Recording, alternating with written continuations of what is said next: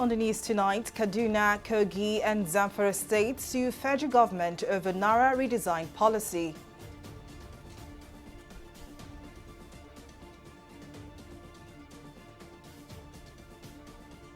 Cash redesign policy not targeted at any individuals or groups, CBN tells Nigerians.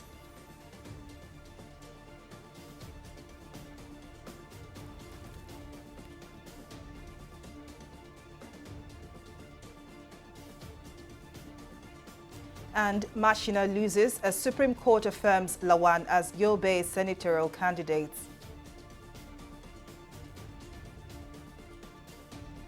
Well, it's a pleasure to have you join us on News Now. I am Folashade Ogurinde. Kaduna, Kogi and Zamfara states have instituted a suit against the federal government seeking a restraining order to stop the full implementation of the Naira redesign policy of the Central Bank of Nigeria, CBN. In a motion ex parte filed before the Supreme Court, the three states are praying the court to grant an interim injunction stopping the CBN from ending the time frame within which the owed 200 Naira, 500 Naira and 1,000 Naira notes will cease to be legal tender. The plaintiffs said since the announcement of the policy, there has been an acute shortage in supply of the new Naira notes in their states, adding that citizens who have dutifully deposited their old currency notes have increasingly found it difficult to access the new notes for their daily activities. Aside from the unavailability of the new notes, the plaintiffs also submitted that the notice period given by the federal government was inadequate. Meanwhile, the Central Bank of Nigeria, CBN, has maintained that its currency redesign and cash swap policy is the best Nigerians can ever wish for, despite its seeming upsetting outcome. Speaking during the mega solidarity walk under the aegis of a pro-Nigerian group in Abuja, the director of CBN Corporate Communications Department, Osita Nwasinobi, said the Apex Bank is people-centered and would stop at nothing to give the citizens good value for their money. While reiterating the commitment of the CBN to ensure the effective distribution of the newly introduced Naira banknotes, the CBN spokesperson urged Nigerians to exercise patience as the Apex Bank is working hard to address the challenge of queues at the ATMs. We are here to support the CBN policy because we know that this issue of new monetary policy is going to help to stop vote buying. Yes. The issue of vote buying is a major problem. It has destroyed Nigeria. It has destroyed the entire continent. And enough is enough. What we are saying here now is we are aware that the Central Bank of Nigeria has released money to all the banks. All the banks have money. But politicians are buying this money from them at a higher cost, at black market rate, thereby frustrating the citizens to go against CBN, to go against the government. We are saying no. I listened to the Commander-in-Chief of the Armed Forces, President Muhammadu Buhari. He said that he does not want resources in the hands of politicians this period, and that he wants every Nigerians to be able to vote candidates of their choice without being induced. And that's why we are supporting this policy. We think that this policy is timely and it is okay at this time. That's why we are supporting it. We are very, very apolitical. We do not belong to any political persuasion. But what we know is that this is not targeted at anybody. It is for the good of the Nigerian people. Yes. And we are fully persuaded that the Central Bank of Nigeria will see through this policy. Excellent. And I can assure you, now you talked about some of the pains and the difficulties. Yes, we know that there is always a kind of trade-off in policies. That oftentimes there are certain pains that will come along the way. But the central bank is doing everything possible to ensure that the new notes permeate and circulate across Nigeria and every part of this country. And now to political matters. The Supreme Court, in a majority judgment, has ruled against the candidature of Basha Machina as the All Progressives Congress APC senatorial candidate for Yobe North. In a judgment delivered by Justice Santos Umweze on Monday, 3 out of a 5-member panel agreed with the position of the APC that the suit at the trial court ought not to have commenced via an originating summons since it contained allegations of fraud. But in a dissenting decision by Justices Emmanuel Agim and Adamu Juaro, the Apex Court said Hamid Lawan never participated in the APC primary held on the 28th of May as he withdrew voluntarily to participate in the presidential primary held on 8th June 2022. Machina won unopposed during the senatorial primary organized by the party in May 2022. But the Senate president was said to have participated in another primary organized by the APC after he contested the presidential ticket unsuccessfully in June. Meanwhile, Hamid Lawan has hailed the decision of the Apex Court, describing it as a victory for democracy. Well, for more insight into the development, Monday Ubani, second vice president, Nigerian Bar Association, joins me now. Thank you very much for joining us. Now, I'll just ask what's on the mind of everyone following this story. Why did Machina lose to Lawan at the Supreme Court? Yeah, thank you for having me. You just said what the court, the majority said concerning the appeal, that they said that if you allege a crime like forgery, that you have to now prove it by oral evidence and not documentary. Because you have to bring somebody to come and give evidence in order to succeed, proving beyond reasonable doubt because of a crime you have alleged in a civil matter. And so that the process that should have commenced that suit would have been by writ of summons and not originated process that usually allow only documentary evidence. That is what I understand that judgment. But again, you, of course, have also said about the minority judgment, two other justices, that we have the view that you can only substitute a candidate only on two grounds: one, voluntary withdrawal, or death. But in this case, that Lawan never participated in the election of 28th of May, wherein APC conducted the primary, and there was a INEC report, which was also not disallowed, saying that there was a proper election that was conducted by the National Working Committee of the political party. It wasn't a state ESCO, but National Working Committee. So that was the issue the minority said was before the court. And they were of the view that in the light of what has happened, that they did not recognize any election other than that of 28th of May, that the proper party that should have been declared the winner is Machina, not Lawan, who allegedly is said to have participated in another election on the 9th of June. So it's, I mean, or later than that, 28th of May. So the issue now is people will talk about this judgment for a long time to come, but it's important we have a full copy of that judgment, because what must have happened in court today is that they will not give the full judgment, the full reason, but probably give a half reason of why they decided in that manner, so that when the full judgment comes, let lawyers now be able to look at the rationale, look at the ratio decidendi, look at the issues that we have for determination and how the court arrive at decision that the proper person is Lawan. If you remember, Lawan himself withdrew from the appeal in this state. It was APC that took this matter up to the Supreme Court. So now Lawan has become a beneficiary. So I didn't know, except today, that Lawan took part in another primary. I didn't know there was another primary after that of 28th of May. I didn't know about it because all I read in the paper was that Lawan never participated in another primary. But from the report we heard from the majority decision, there was another election that took place in which APC now also conducted. But maybe they didn't give a proper explanation what has happened to the first election. Was it cancelled? Was there withdrawal by the person who won it? Or was there any date that occurred? So why was another election held? You know, so these are some of the issues we want to gather from the judgment, full judgment, when we go through it and all that. But I tell you, a lot of people are a bit disenchanted, but they should not until they have a full fact of what the court now used to deliver the majority decision. That's what I would advise. So far now, from what I've gathered, it appears that, Lawan won at the Supreme Court based on technicalities. But has this judgment by the Supreme Court, set a precedence with regards to political matters now? The point is that there has always been a precedent as to issue of proof in civil cases whenever you allege crime. I mean, there are a plethora of authorities that anytime you allege crime, in a civil case, you have to prove it beyond reasonable doubt. I don't know how the lawyers of Machina couched their reliefs. I don't know what facts they have had.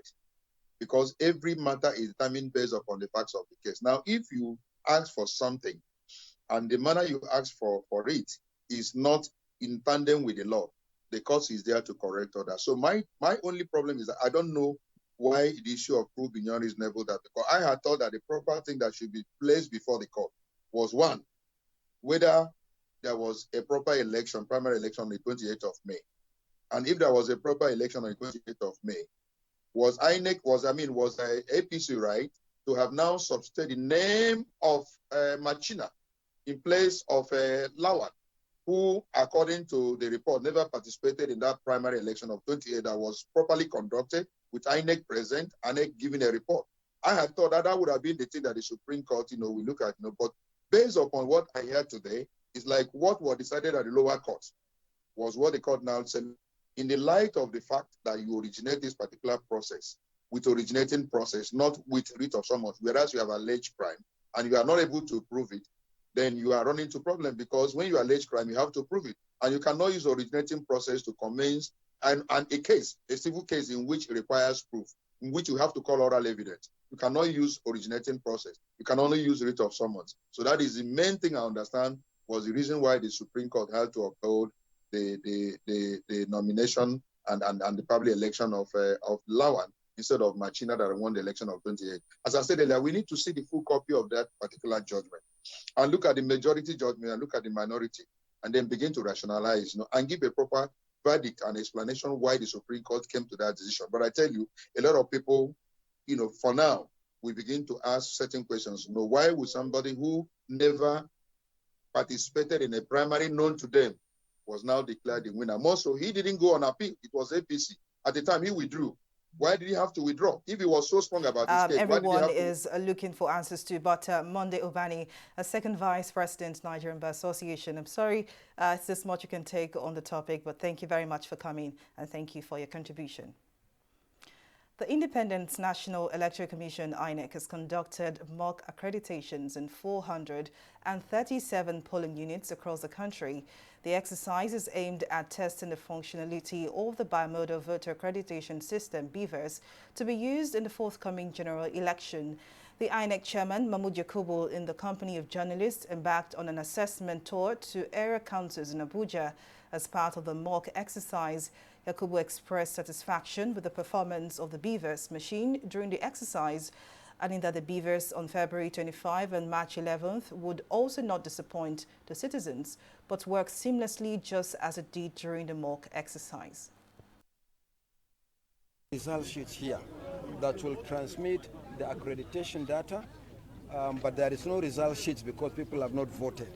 So on the IRF portal, we have created a new URL for those of you that are on the IRF portal.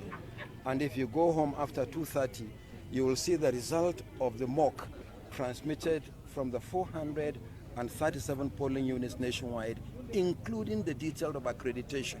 And we are going to transmit both the results on election day and the accreditation figures, so the two will rhyme. By this, we are giving Nigerians assurance that on election day, both the accredited data and the actual votes cast will be transmitted simultaneously and accurately. President Muhammadu Buhari has presented certificates of commission to about 115 ambassadors in situ for their contributions to the nation's development and economy. Minister of Foreign Affairs Geoffrey Onyema honored the foreign officers who have attained the rank of deputy directors on behalf of President Buhari in Abuja.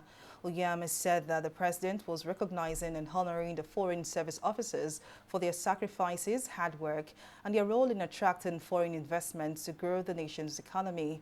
One of the honored officers, Alex Oriako, appreciated President Buhari for the recognition, which he said will spur them to do more in projecting the good image of the country. This is a recognition of the work actually already done and the positions that they have attained. So automatically, when you achieve a certain level in the diplomatic service, you earn the right to be conferred by Mr. President with the honor of ambassador in situ. So there is a distinction between when you are accredited to a country as an ambassador, but also Mr. President recognizes that because of the work or the level that you have achieved in your diplomatic service, that you merit the award of ambassador in situ. So it's really a recognition of work done and position achieved. An ambassador, Mr. President expects you to attract foreign direct investments, and is going to help the country in a way that wherever I'm posted as an ambassador to work is going to attract economic development to the country. And basically that's what we need now, because we need our youth to be employed. Many are roaming on the streets, but when they are engaged, there will be less crime. We'll take a break here, but still to come on news now. Second earthquake strikes Turkey as death toll nears 1,500. Details of the story and more rights after this break.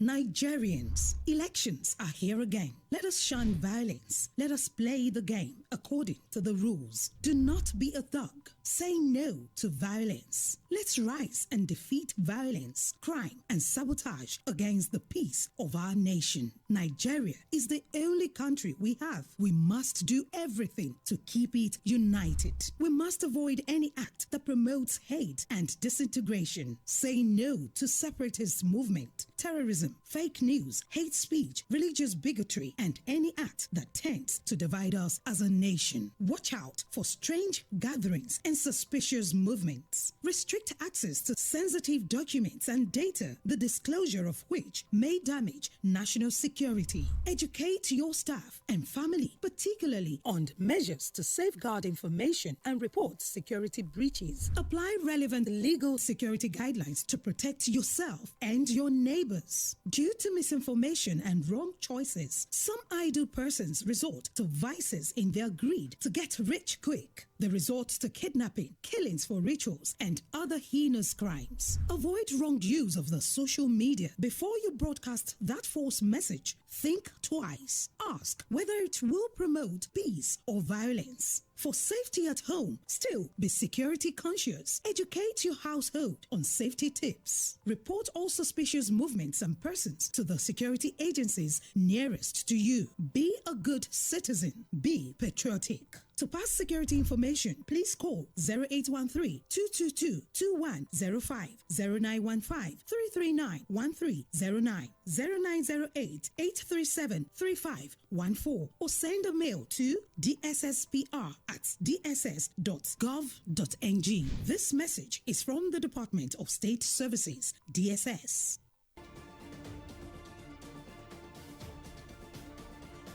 Welcome back to News Now. Now, here is a recap of some of our top stories tonight. The Supreme Court has ruled against the candidature of Bashir Mashina as the All Progressives Congress APC senatorial candidate for Yobe North. In a majority judgment delivered on Monday, the Apex Court affirmed Hamid Lawan, the Senate President, as the party's senatorial candidate. We also told you that Kaduna, Kogi and Zamfara states have instituted a suit against the federal government seeking a restraining order to stop the full implementation of the Naira redesign policy of the Central Bank of Nigeria, CBN.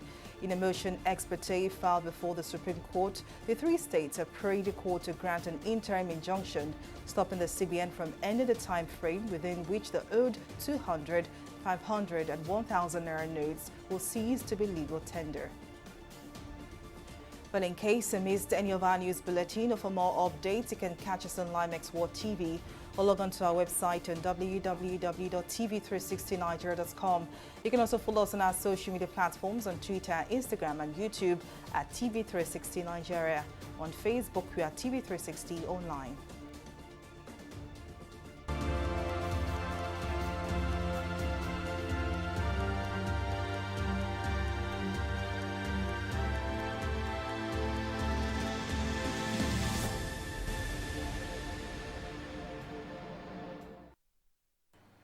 American business magnate Bill Gates has addressed theories linking him to COVID-19 conspiracies in a recent interview. Speaking with BBC, Gates defended his support and funding of vaccines, saying that he thinks money invested in the life-saving measure is better spent than money that finances the prospect of humans traveling to Mars, while referencing Elon Musk's SpaceX plans to colonize the planet. Gates, whose foundation has donated large sums to the development of vaccines, said he did not expect the backlash, but understood that anti-vaxxers were looking for a boogeyman. Over 15,000 claims were filed with BC's workplace regulator regarding COVID-19 exposures since the first case of the virus was recorded in the province 3 years ago. According to data from WorkSafe BC, which adjudicates and provides compensation for workers who get ill or injured on the job, healthcare workers filed the most COVID-19 related claims. The agency found 87% of COVID-19 claims met their criteria for workers' compensation since 2020, with a 94% acceptance rate in 2022. According to the agency, that amounts to claims from nearly 8,500 healthcare workers in total since the pandemic began. We'll take a breather now and be back with more stories and business. To stay with us.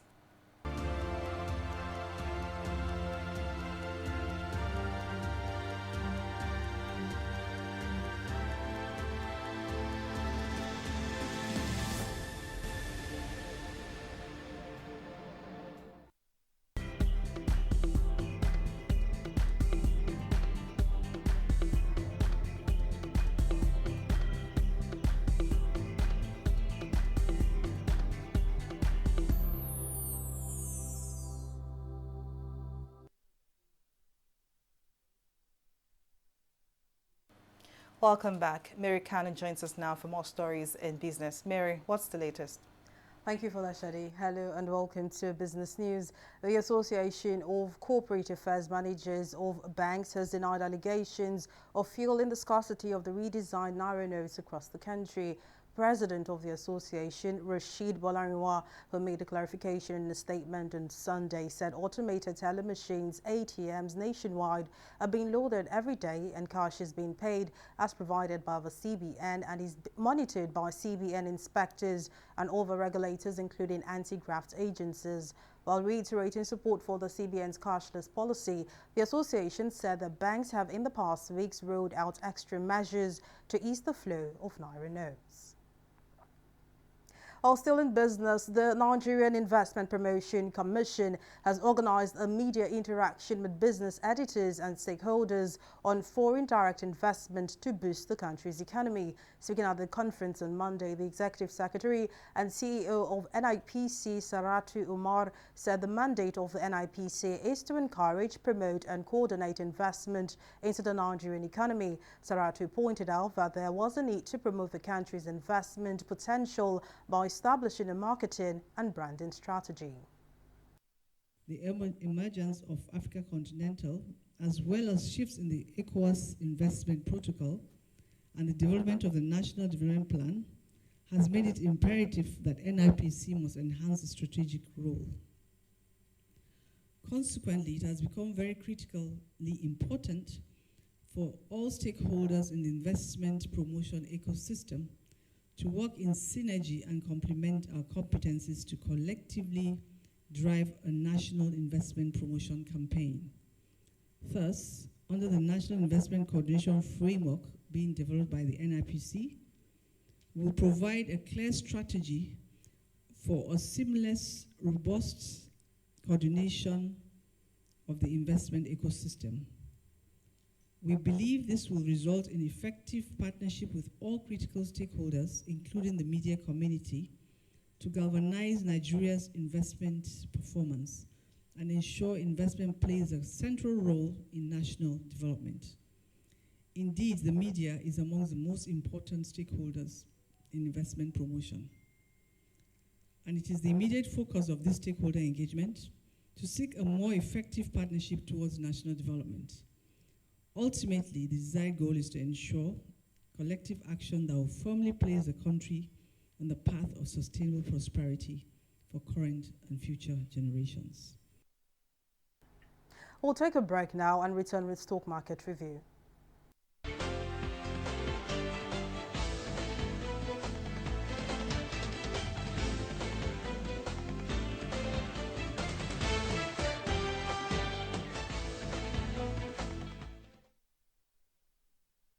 Riding on the back of positive trade in the previous week, the NGX begins the week with positive trading up at 0.29%. The bulls dominated proceedings, driving up the broad market. As we see the market rise to the 54,000 level, investors gained 84 billion naira as market capitalization closed at 29.6 trillion naira. Market breadth closed flat with 16 losers and 16 gainers. Sovereign trust, insurance and linkage assurance from the financial services sector are to thank for the gains. At the close of trading, 191 million shares were traded in 4,359 deals. A switch now to the global scene. The FTSE and Dow Jones are trading low and have been forced to reassess their view on interest rates following Friday's U.S. payrolls report. And that's why we can see that the FTSE and Dow Jones are currently trading down at 1.17% and 0.62%.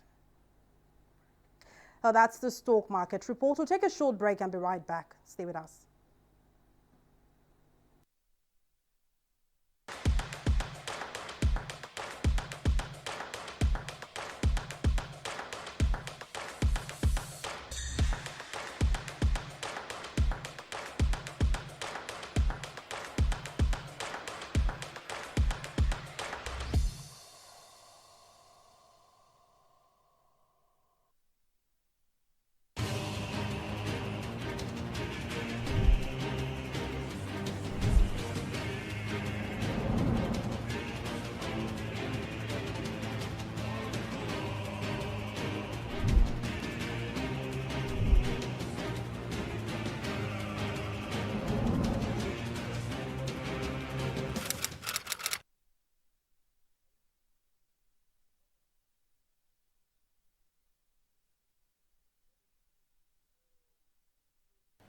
Welcome back. And on the foreign scene, more than 1,300 people have died in Turkey and Syria after a 7.8 magnitude earthquake hit Turkey early on Monday. Earlier, a death toll of at least 400 people and about 2,000 others injured had been reported earlier in the day. Hundreds of buildings were completely destroyed in the quake, with tremors felt as far as Cyprus, Lebanon, Israel and Egypt. Hours later, there had been reports of major tremors in the affected region. The International Football Association Board, IFAB, has agreed that referees' live communication of video assistant referee VAR decisions will be trailed for 12 months in international competitions. Speaking to newsmen, the chairman of FIFA Referees Committee, Prelugi Colliner, hopes that this will make VAR interventions more understandable for spectators. The trial was approved by the IFAB annual business meeting in January 2023. Is encouraged by the technology's usage in other sports. We decided to make this trial because we have received some requests in that sense to make the decision taken by the referee after a VAR intervention more understandable by all the football stakeholders, namely the spectators at the stadium or at the television. So we decided to make this trial as language could be one of the issues. We thought that this Club World Cup would have been perfect because it's a multi-language competition with teams and of course spectators involved coming from all the 6 different continents. And that's the size of our news bulletin. Many thanks for watching. I am Folashade Ogurinde. Bye for now.